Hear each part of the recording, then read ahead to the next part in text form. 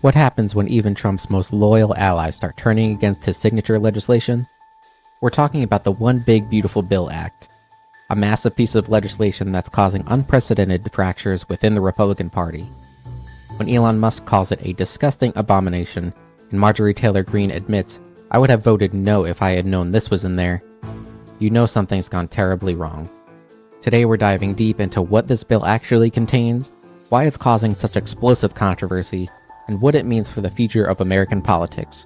Stick around, because this story has more twists than a political thriller. The One Big Beautiful Bill Act, officially known as H.R. 1 in the 119th Congress, is a massive budget reconciliation bill that extends the major provisions of the 2017 Tax Cuts and Jobs Act, which are set to expire at the end of 2025. But that's just the tip of the iceberg. This bill is essentially Trump's wish list wrapped into one enormous package. Here's what's inside. Extension of the 2017 tax cuts, an additional $150 billion for defense spending, $70 billion allocated for border security enhancements, increase in the SALT deduction cap from $10,000 to $40,000. There's controversial cuts though. Significant cuts to spending on the Supplemental Nutrition Assistance Program, SNAP, and Medicaid through stricter eligibility requirements. Elimination of many clean energy tax credits. But here's where it gets interesting. Buried deep in this 500-plus page bill is a provision that's causing the most uproar. A 10-year moratorium on state-level regulation of artificial intelligence. We'll get to why that's such a big deal in just a moment. Now here's where things get absolutely wild. Elon Musk, the guy who literally led Trump's Department of Government Efficiency, has declared all-out war on this bill. Musk called the legislation a disgusting abomination, and has been railing against it on social media for days. But Musk isn't just complaining, he's getting personal. He's vowed to fire all the politicians who betrayed the American people by supporting this legislation. Think about that for a moment. Trump's former Doge leader is essentially threatening to primary Trump-supporting Republicans. Why is Musk so angry? First, there's the fiscal impact. Musk has been calling this a debt slavery bill, criticizing its potential to balloon the national debt. But there's also a more personal angle. The bill eliminates electric vehicle subsidies, which could directly hurt Tesla's bottom line. The billionaire's loud opposition to a bill that Trump has urged Republicans to pass presents a test of his political influence a week after leaving his formal role in the administration. This isn't just policy disagreement. This is a full-scale political war between two of the most powerful figures in the MAGA movement.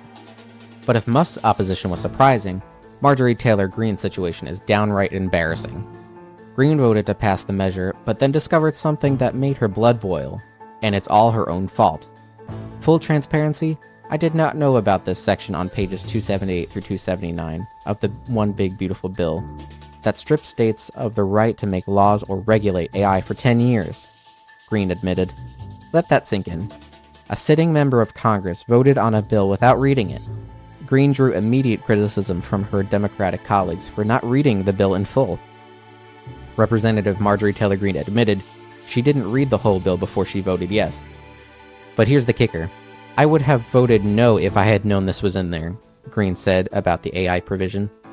She's so angry about this that she said she wouldn't vote for the One Big Beautiful Bill Act if it returned to the House with the AI regulation ban. This is a textbook example of legislative malpractice, and it's happening at the highest levels of government. So what exactly is the AI provision that has everyone so worked up? The provision would ban state regulation of artificial intelligence for an entire decade. That means states couldn't pass laws protecting consumers from AI discrimination, couldn't regulate AI in healthcare, couldn't even set basic safety standards. Greene argues this violates states' rights, and she's not wrong. For a party that constantly champions states' rights, this is a massive federal overreach. But here's what makes it even more suspicious. This provision wasn't heavily debated. It wasn't a major talking point during the bill's promotion. It was quietly tucked away on pages 278 through 279 of a massive bill, almost like someone didn't want people to notice it. Who benefits from this? Tech companies, obviously. Without state-level regulation, AI companies get a decade-long free pass to develop and deploy their technology with minimal oversight. It's a corporate dream come true, wrapped in a package of Trump's signature legislation. The timing is particularly telling.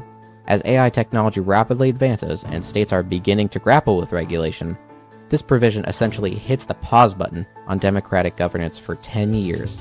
The massive tax and immigration bill at the heart of President Trump's second-term plans faces continued resistance from both moderate and hardliners. This isn't just about Musk and Greene. This bill is exposing fundamental cracks in the Republican coalition. You have fiscal conservatives worried about the debt impact, states' rights advocates angry about federal overreach, and even some Trump supporters questioning whether this bill represents their values. The fact that Trump has urged Republicans to pass this bill while his own former appointee is calling it an abomination shows just how chaotic things have become. When your allies become your biggest critics, you know your political strategy is falling apart. This controversy reveals something deeper about how legislation gets passed in America today. We have members of Congress voting on bills they haven't read, massive corporate giveaways hidden in complex legislation, and political leaders who seem more interested in branding than governing. Here's the bottom line. This isn't just Washington drama. The big beautiful bill could fundamentally reshape American policy for the next decade, and not necessarily in ways that benefit ordinary Americans. The questions we should be asking are, should AI companies get a decade-long free pass from state regulation? Is it acceptable for lawmakers to vote on bills they haven't read? When Trump's own allies are calling his signature legislation an abomination, what does that say about his leadership? This bill still needs to pass the Senate, which means there's still time for your public pressure to make a difference. Whether you support or oppose this legislation, the key is making sure your representatives actually know what they're voting on, unlike some members we could mention. This controversy shows us something important about American politics in 2025. Even within the Trump movement, there are limits to loyalty when policy crosses certain lines. Whether it's fiscal responsibility, states' rights, or simple legislative competence, some principles still matter to some people. The One Big Beautiful Bill was supposed to be Trump's triumphant return to legislative success. Instead, it's become a case study in political dysfunction, corporate influence, and the dangers of blind partisan loyalty. What do you think? Is this bill really the disgusting abomination that Musk claims, or is it the transformative legislation that Trump promises? Let me know in the comments below. And if you found this deep dive helpful, make sure to like this video and subscribe for more political analysis that cuts through the noise.